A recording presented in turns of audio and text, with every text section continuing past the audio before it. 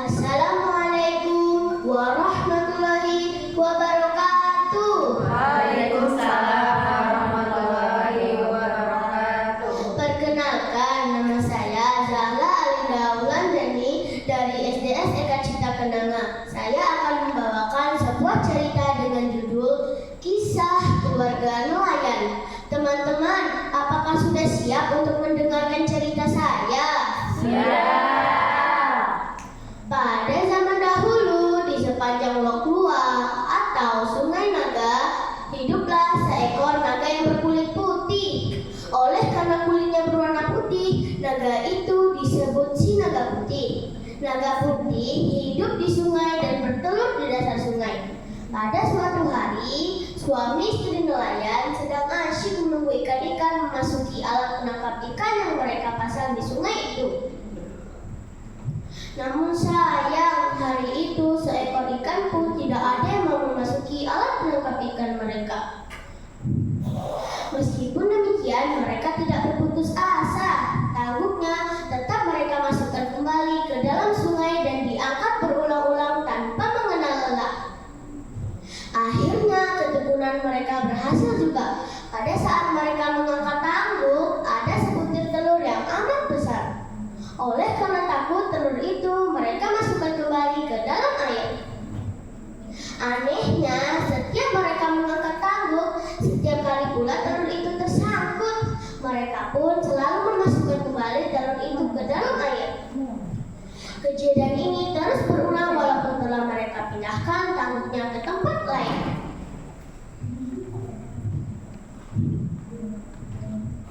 Mungkin ini sudah takdir kita untuk membawa telur ini ke rumah, Bu, kata suami nelayan.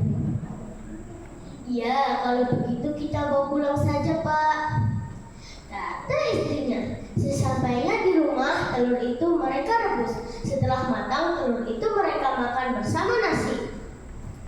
Pada saat itu, anak mereka sedang tidur dan tidak tahu kedatangan orang tuanya. Begitu perut suami istri itu kenyang, timbullah suatu keajaiban. Kedua suami istri itu perlahan-lahan berubah menjadi seekor naga yang sangat besar. Kejadian mengerikan itu tidak menimpa anak mereka karena anak mereka belum sempat memakan telur itu. Setelah anaknya terjaga dari tidurnya, anak itu menjadi sangat ketakutan melihat keadaan orang tuanya. Di matanya, kedua orang tuanya telah berubah menjadi naga yang sangat menakutkan. Anak itu menangis dengan sedihnya.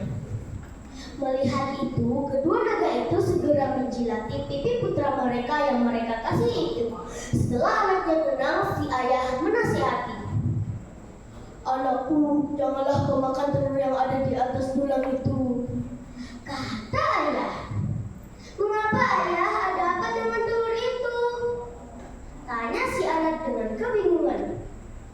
Telur itulah yang menyebabkan bentuk ayah dan ibu menjadi seperti ini, jawab ayah.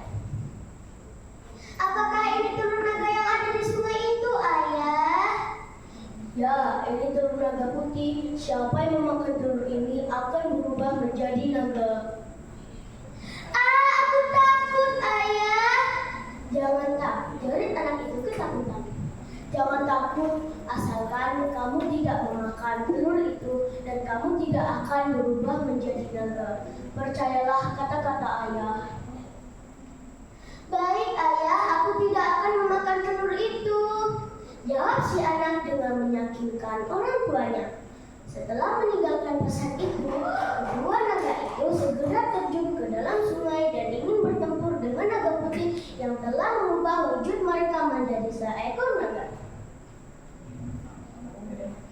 Dua pesan lain mereka berikan kepada anaknya. Apabila timbul darah merah pada air sungai, itu berarti mereka kalah. Namun, apabila timbul darah putih pada air sungai, itu berarti naga putih itulah yang kalah. Tanda hasil pergulatan itu akan terlihat apabila hujan turun rintik-rintik di hari panas, pelangi timbul di antara langit dan bumi. Setelah orang tuanya masuk ke dalam sungai, anak itu duduk dan menunggu. Tiap hari ia memandangi air sungai dan berharap agar orang tuanya muncul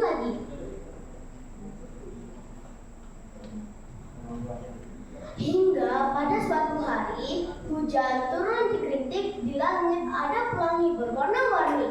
Pada saat itulah air sungai menimbulkan darah berwarna putih seperti susu. Anak itu yakin bahwa naga putih telah dikalahkan oleh orang tuanya. Namun sayang, meskipun demikian mereka tidak berputus asa. Meskipun ayah dan ibunya tak pernah kunjung kembali. Anak itu menunggu dan terus menunggu. Ia yakin bahwa orang tuanya telah mengalahkan naga putih yang jahat itu.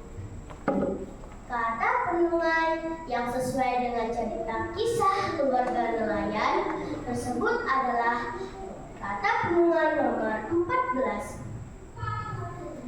Tiga syarat utama untuk menyehatkan batin adalah optimis, penuh pengertian, dan memiliki cinta kasih. Dan kata perenungan nomor 39, yang terindah di langit adalah bintang-bintang, yang terindah di bumi adalah cinta kasih.